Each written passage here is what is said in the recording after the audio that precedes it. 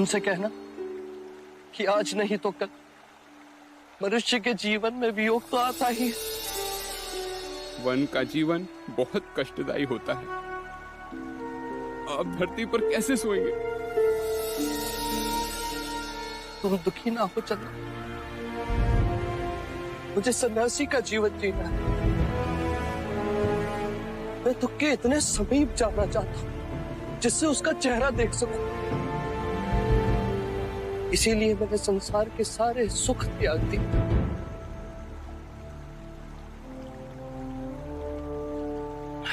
अब तो मेरी चिंता छोड़ो, कपिलवस्तु लौट जा। और हाँ, मेरा ये संदेश सबको दे।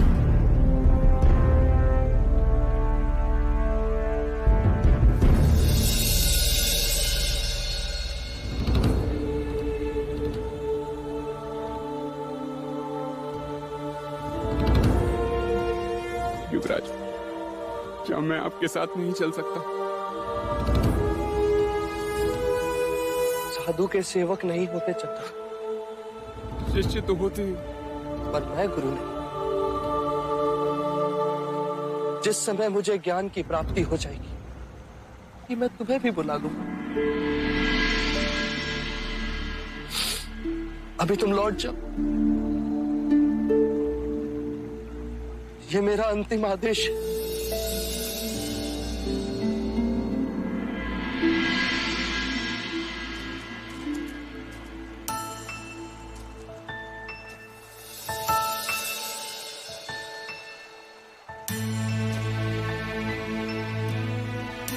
चन्ना, मेरे आने तक मेरे कंटक का ध्यान रखना, उसे रोज घास खिलाना।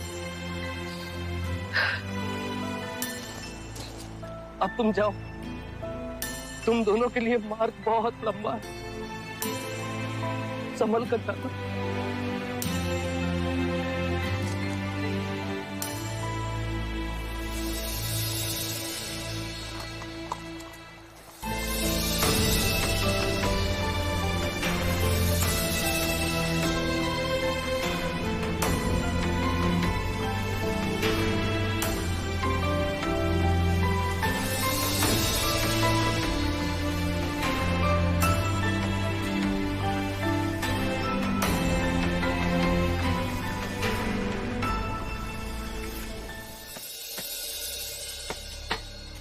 लो, युद्ध के बाद एक और अनर्थ हो गया। क्या?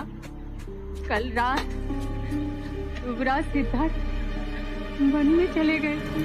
क्या? शिव बोल का की जब तेरा मुंह खुला मानो नरक का द्वार खुला। अरे गए होंगे किसी काम से, तेरा तो काम है राई का पहाड़ बनाना। तो क्या मैं झूठ बोल रही हूँ? तो पूछ ले लोशिका से, वो आ रही है।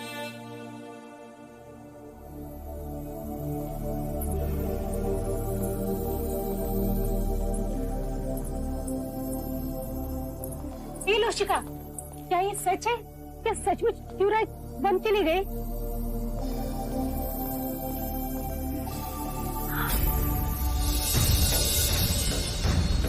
हे ईश्वर, न जाने हमारे भाग्य में क्या लिखा है। विपदा है कि पीछा छोड़ती ही नहीं। अरे वन में ही तो गए हैं, चिंता मत करो, आ जाएंगे।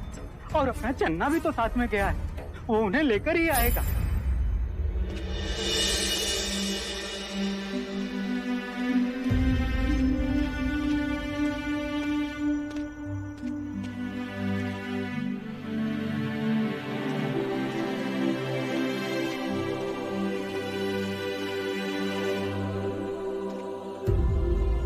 काले कंटक, अब युवराज नहीं लौटेंगे। काले, हमें कपिलवस्तु भी जाना है, युवराज का आदेश है।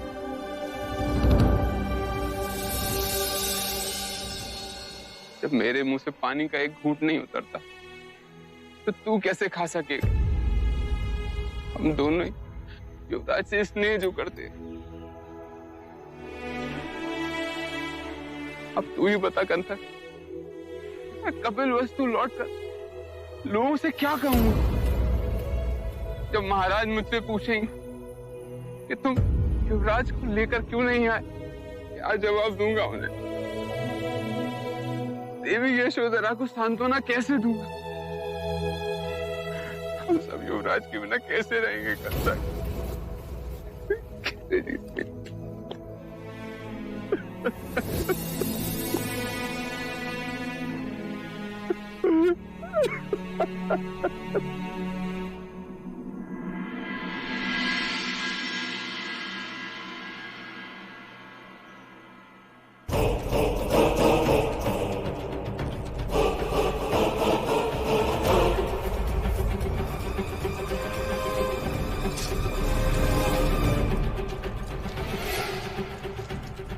रक्त बोल रहा है पांडुल।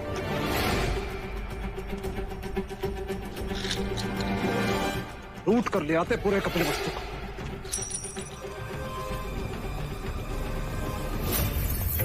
समाप्त कर देते महाराज शुद्धोधन और शाक्य को।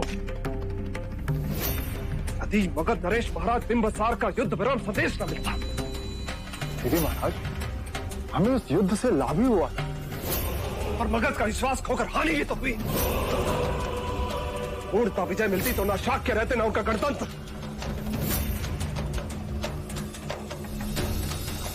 जाने अब सिद्धार्थ क्या भी रचाएगा। महाराज की जय हो।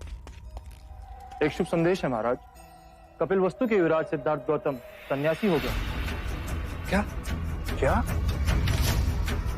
जी महाराज, वे कपिलवस्तु छोड़कर वन में चले गए।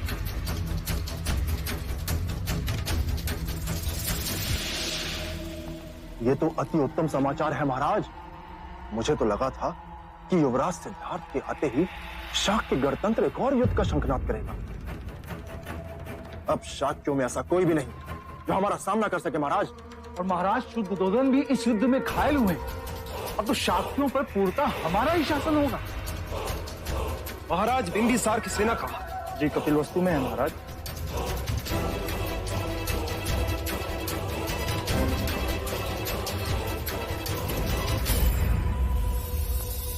अर्थात अब हम शाक्यों की तरफ आंख उठाकर भी नहीं देख सकते। सिद्धार्थ तो गया और मगध की सेना को कपिलवस्तु में खड़ा कर गया। हमारी विजय हमसे छीन कर गया है। अब हम ना तो शाक्यों से युद्ध खर्च ले सकेंगे और ना दोबारा युद्ध कर सकेंगे। लेकिन ऐसा क्यों महाराज? सिद्धार्थ की मित्रता निभाने के लिए महाराज बिंबिसार हमेशा शाक्यों की रक्षा करते रहे। पर ऐसा वो क्यों करेंगे महाराज? इसलिए कि कपिलवस्तु को रक्षा प्रदान करने के बदले में उन्हें व्यापार करने का नया मार्ग मिल जाएगा। उन्हें हमें चुंगी नहीं देनी पड़ेगी। युद्ध हम लड़े, यही सिद्धार्थ हुआ। स्वयं तो बन गया पर बिना युद्ध हमें अपंग बना गया।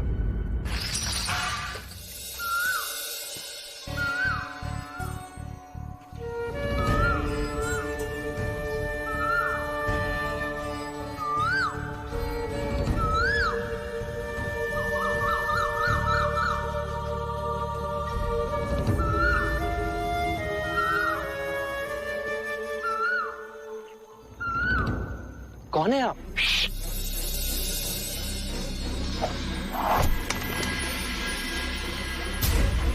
देखा, तुम्हारी आवाज से मेरा निशाना चूक गया। आप एक सन्यासी होकर शिकार कर रहे हैं?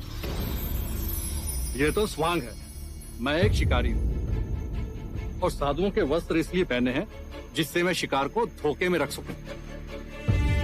पर ये तो सही नहीं। इस तरह तो पशु पक्षियों का विश्वास साधु सन्यासियों से उड़ जाएगा। आप साधु वेश का अपमान कर रहे हैं। इस अरण्य में जीवन निर्वाह के लिए कुछ तो करना ही पड़ता है। यदि मैं तुम्हें जीवन निर्वाह के लिए धन दूं, तो क्या तुम शिकार करना छोड़ दोगे? धन? तुम्हारे पास तो कुछ भी नहीं है।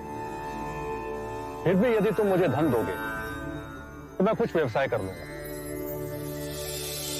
पर उसके प्रतिफल में तुम्हें मुझे अपने ये साधु वस्त्र देने होंगे और मैं तुम्हें अपने वस्त्र दूंगा।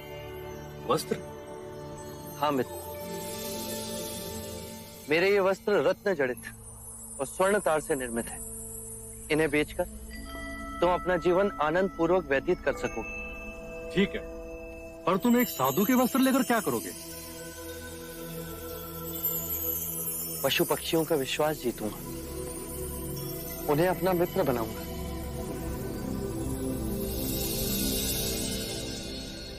सत्य कथा, पुरुषार्थ कथा, सुनो सुनो सिद्धार्थ कथा।